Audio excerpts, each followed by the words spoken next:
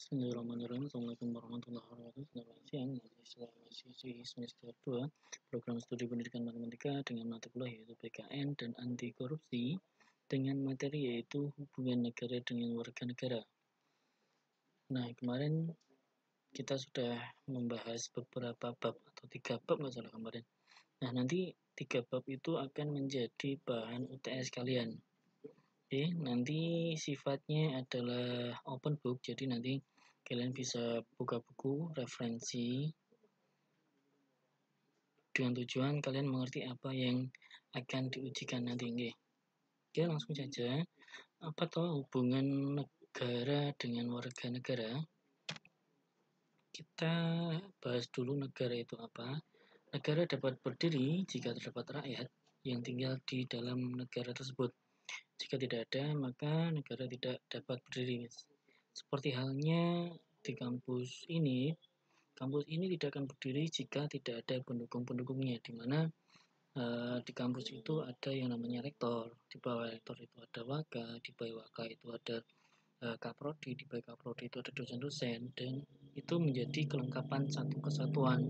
Nah, selain itu ada lagi di mana suatu lembaga itu akan berdiri, akan menjadi suatu lembaga jika ada yang berjalan, di mana yaitu mahasiswa itu sendiri. Kalau sekolah tidak ada mahasiswa, jadi kan kegiatan tidak ada yang berjalan dengan baik.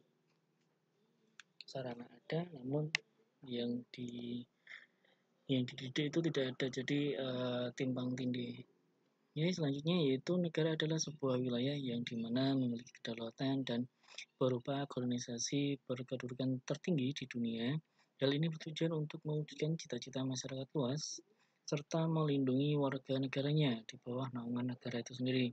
Negara berdiri dan memerdekakan dirinya jika memenuhi syaratnya. Nanti kan kita bahas. Pada intinya, negara itu adalah suatu kelompok masyarakat di mana di dalam masyarakat itu mempunyai visi dan misi yang sama, memiliki cita-cita yang sama, tujuan yang sama untuk kehidupan yang lebih baik. Selanjutnya, negara adalah suatu wilayah yang berdiri dilandaskan dengan adanya hukum, dengan memenuhi persyaratan untuk dapat berdiri sendiri. Syarat-syarat utama dari suatu negara yaitu sebagai berikut: adanya wilayah, adanya warga negara, adanya kepala negara atau pemimpin, terus selanjutnya ada mendapatkan pengakuan dari negara lain. Jadi ketika adanya persyaratan 1, 2, 3 terpenuhi, jika tidak ada pengakuan dari negara lain, ya percuma, tidak akan terbentuk suatu negara. Jadi adanya wilayah dari suatu negara sangat berpengaruh, karena wilayah dari suatu negara ialah yang digunakan untuk suatu warga negara dalam menjalankan semua aktivitasnya. Ya, wilayah dari suatu negara ini juga mencakup batas-batas suatu negara. Jadi wilayah itu ada batas-batasnya, seperti halnya kalian memiliki rumah. Nah, itu pasti ada batas-batasnya. Di dalam rumah itu pun pasti ada, oh ini kamar saya, ini kamar adik saya, ini kamar kakak saya, semisal seperti itu. Terus selanjutnya adanya warga negara. Warga negara juga merupakan syarat dari berdirinya suatu negara. Tanpa adanya warga negara, tidak mungkin suatu negara dapat tumbuh dan berkembang, terutama dalam perekonomian, teknologi, dan pendidikan. Salah ketiga yaitu adanya kepala negara atau pemimpin. Kepala negara juga menjadi syarat berdirinya negara, adanya kepala negara atau pemimpin. Pemimpin ini dapat ditentukan dengan persetujuan bersama, apakah menggunakan kepala negara yang berupa raja atau ratu, presiden, atau yang lainnya. Di Indonesia kita menggunakan kepala negara yaitu presiden. Terus selanjutnya untuk persyaratan terakhir yaitu mendapatkan pengakuan dari negara lain. Jika suatu negara mendeklarasikan kemerdekaannya tanpa adanya pengakuan dari negara lain, ya sama saja, itu bohong. Jadi segala sesuatunya yang kalian bentuk, kalian sepakati secara berkelompok, itu harus ada pengakuan. Semisal kalian mau membuat lembaga bimbingan semisal, kalian pun harus memiliki surat izin dari Kemendikbud misalnya seperti itu, atau Dindik, ataupun kalian mencari sebuah izin ya dari badan usaha. Kalian harus membuat CV. Setelah membuat CV, kalian harus membuat SIUP. Itu adalah syarat berdirinya suatu lembaga. Selanjutnya, apa tahu warga negara itu? Warga negara adalah seorang warga yang tinggal di suatu negara dan memiliki kewarganegaraan sesuai tempat lahir. Kewarganegaraan dapat diubah dengan menuju ke kantor keimigrasian negara setempat dan membutuhkan waktu yang sangat lama untuk mengurus hingga berbulan-bulan. Di dalam pasal 26 Undang-Undang Dasar Negara Republik Indonesia itu telah diatur pada salah satu ayatnya mengartikan warga negara sebagai orang-orang bangsa asli dan orang-orang bangsa lain yang disahkan dengan undang-undang sebagai warga negara. Selanjutnya Undang-Undang Nomor 12 Tahun 2006 inilah yang menjadi dasar pengesahan suatu kewarganegaraan seorang di Indonesia. Nah, ini adalah isi dari Undang-Undang Nomor 12 Tahun 2006. Yang pertama yaitu memiliki usia 18 tahun atau yang sudah menikah. Jadi kenapa tujuannya orang-orang bule itu datang ke Indonesia terus menikah? Nah, itulah salah satunya untuk mencari suaka atau mencari kewarganegaraan baru di negara Indonesia. Makanya banyak sekali diberitakan bahwasanya bule-bule menikah dengan warga pribumi tanpa memikirkan, tanpa melihat wajahnya, backgroundnya bagaimana.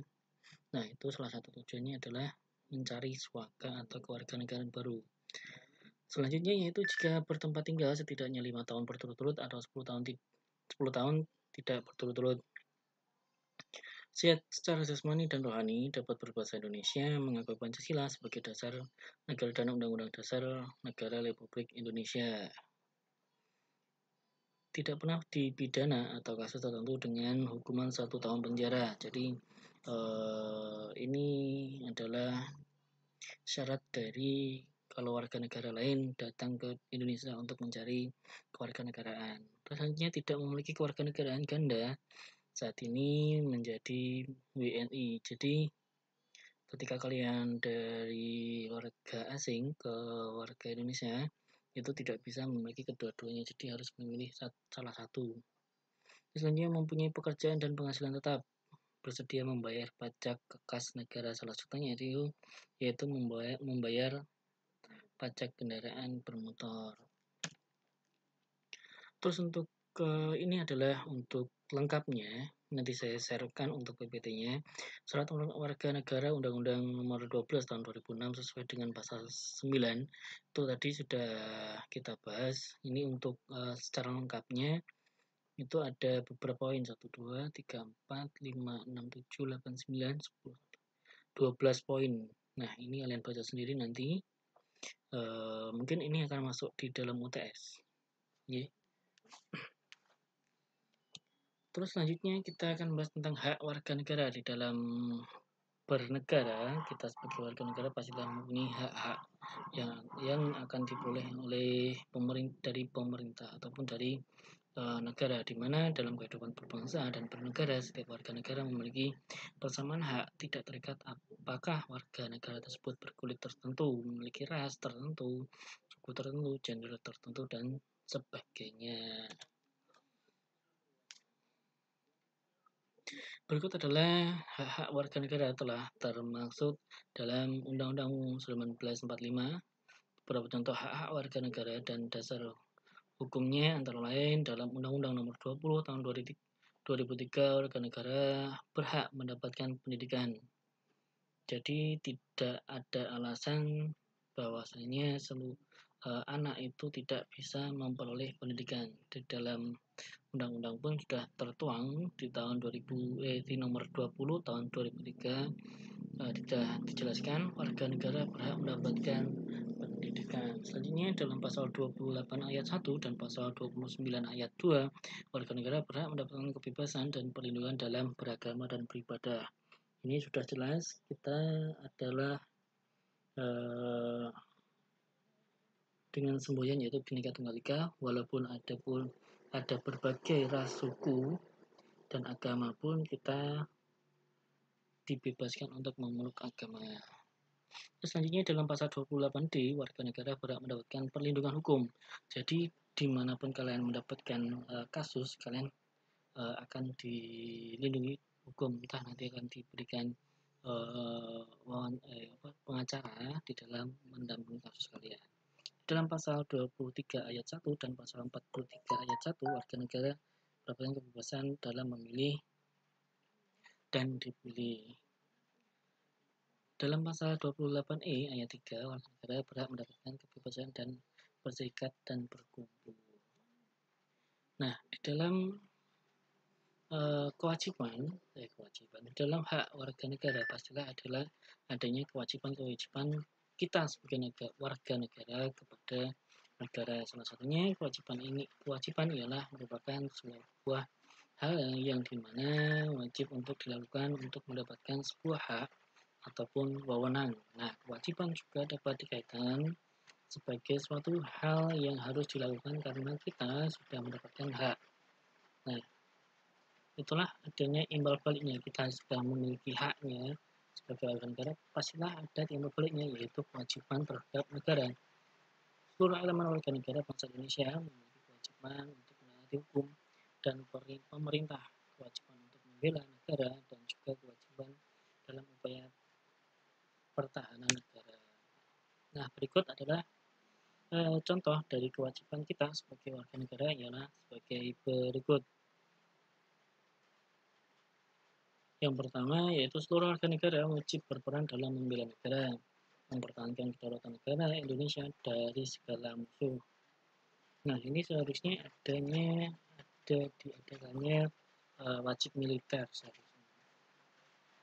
Di negara lain, di negara komunis itu sudah ada yang namanya negara maju, walaupun termasuk negara yang adidaya yaitu Amerika, itu sudah menerapkan yaitu wajib militer.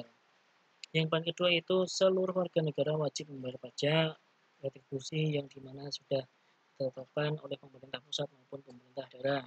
Jadinya seluruh warga negara wajib menaati dan menjunjung tinggi dasar negara hukum dan juga pemerintahan tanpa terkecuali dan juga menjalankan dengan sebaik-baiknya. Nah, seluruh warga negara wajib menghormati hak asasi manusia orang lain. Yang terakhir yaitu seluruh warga negara wajib tunduk kepada pembatasan yang dimana telah ditetapkan dalam undang-undang. Jadi kalian kalau dalam masa pandemi ini jika adanya peraturan di mana ada pembatasan kontak, nah itu juga ditaati. Nah, itu demi kebaikan bersama. Oke, mungkin itu yang bisa saya sampaikan dalam pertemuan hari ini. Jadi nanti UTS-nya itu sampai di bab hubungan negara dan warga negara. Oke? Dari materi pertama, mungkin nanti ada soal, mungkin ada 5. Oke? Nanti tolong dipelajari. Nanti sifatnya open book saja. Selamat belajar. Saya akhiri. Wassalamualaikum warahmatullahi wabarakatuh.